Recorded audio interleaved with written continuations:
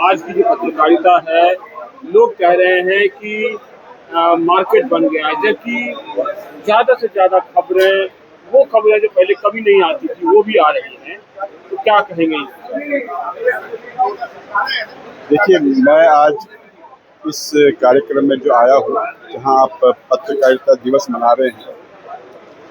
पत्रकारिता से जो मैं समझता हूँ कि पत्रकार का जो कर्तव्य है, वो पत्रकार को निर्भीक होना चाहिए, अपनी बात बड़ी बेबाकी से कहना चाहिए, किसी भी दबाव में आके अपनी आवाज़ को दबाना नहीं चाहिए, बल्कि अपनी आवाज़ को बुलंद होके जन जन तक पहुँचाना चाहिए।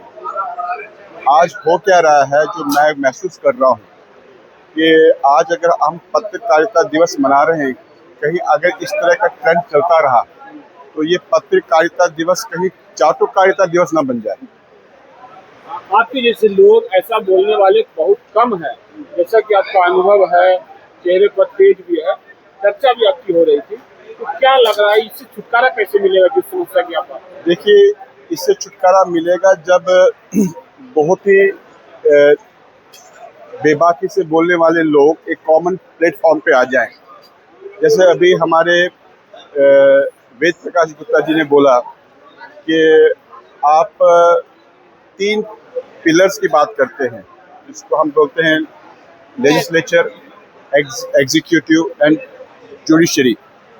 अनफॉर्चुनेटली ये तीनों आज इंडिपेंडेंट नहीं है, ये तीनों आपस में मिक्स हो गए। किसी को कॉकरोच बोल देते हैं।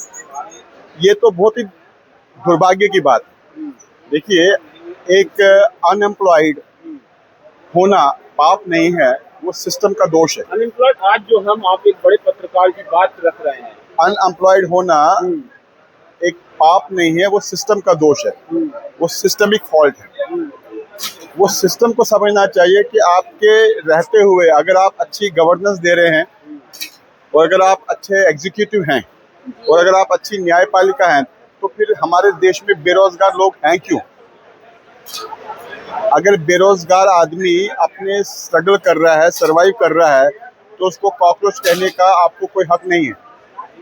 आप चाहे संविधान की कितनी भी ऊंची चेयर पे क्यों ना बैठे हो, है तो इंसान ही। आज जो हम देख रहे हैं कि न्यायपालिका में क्या हो गया, अगर मैं थोड़ा आपको इंग्लिश में भी बताऊं, द इंडिविजुअल इन द जज has taken the front seat and the judge in the individual has taken the back seat. एक व्यक्ति ही तो जज के रूप में प्रतिनिधित्व कर रहा है ना, लेकिन वो व्यक्ति जब जज की कुर्सी पे बैठेगा तो उसको अपने अंदर एक व्यक्ति और इंडिविजुअल को भूलना है। बहुत बड़ी बात कही आपने। उसको अपने अंदर एक जज को देखना है, एक न्याय मूर्ति को देखना है, जो हम हिंदी में न्याय मूर्ति। इतनी बातें कोई नहीं कहता। माय लॉर्ड कहा जाता है, लॉर्ड। लॉर्डशिप क्यों कहते हैं, माय लॉर्ड क्यों कहते हैं? वहीं पे जैसे अभी हमारे वेद प्रकाश जी बोलते हैं कि बच्चों में संस्कार डालो, जय माता पिता बोलो, मतलब माँ बाप से बड़ा ईश्वर नहीं। सर, एक बात है कि इतनी बड़ी बात आपने कही, इतना कोई हिम्मत नहीं करता आजकल। तो जो है कंटेम्प्ट, इसमें हिम्मत नहीं चाहिए। कंटेम्प्ट ऑफ कोर्ट बोल देते हैं। इसमें हिम्मत नहीं चाहिए। Contempt of court, court what is court? Court is not individual. We are talking of individuals, we are not talking of court. हम कोर्ट के खिलाफ नहीं है, आप समझिए। कोर्ट हम सबको चाहिए, न्यायालय हम सबको चाहिए। सेंटेंस से डर जाते हैं। इस सेंटेंस को बोलने से ही डर आप पहले डिफाइन कीजिए ना कि कोर्ट किसको कहते हैं। कोर्ट, उस कोर्ट में काम करने वाला व्यक्ति कोर्ट है कि वो संस्था, वो संस्था है जिसमें एडवोकेट भी है। हम संस्था की बुराई तो नहीं कर रहे ना। संस्था में अगर कोई दोष है तो उस दोष को हाईलाइट कर रहे हैं, उस दोष को हटाने की बात कर रहे हैं। बहुत बड़ी बात है। सर, क्या मैसेज देंगे युवाओं को जो कि आपकी तरह ही वो भी बोले, डरे नहीं? देखिए, मैं एक समय में आपसे जानकारी शेयर करूंगा।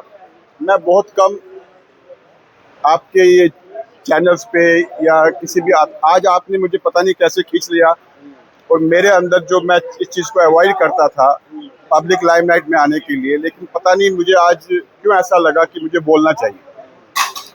क्योंकि अगर मैं बोल रहा हूँ तो मैं अपने हृदय की गहराई से बोल रहा हूँ, और जो आदमी अपने हृदय की गहराई से बोलता है वो किसी से डरता नहीं। ये मैं आपको बताऊँ, वो अकेला भी होगा ना तो वो उसका ईश्वर, उसका महादेव उसके साथ है। बिल्कुल आप सच्चाई के साथ है तो हाँ, ईश्वर उसका आपके महा- साथ है। ईश्वर करे आपके जैसे ही जो है हिम्मत साहस सभी भारतीयों में सर आए। आपका नाम क्या है?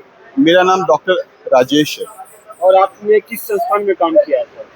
मैं किसी संस्थान से जुड़ा हुआ नहीं हूँ एज सच, जो आप जिस हिसाब से देखना चाहते हैं। अच्छा अच्छा।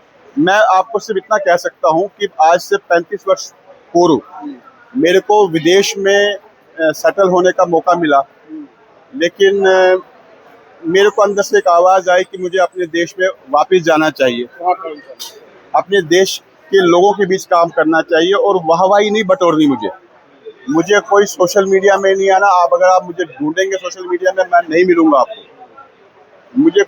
मुझे कोई ताली नहीं चाहिए। मैं अपना काम चुपचाप कर रहा हूँ, अपने युवाओं के बीच ही कर रहा हूँ, और जो बहुत ही एवरेज बच्चे हैं उनके साथ काम कर रहा हूँ, और उनको अपने भारत देश के लिए योगदान में वो सहयोग दें, उस लायक मैं बना रहा हूँ।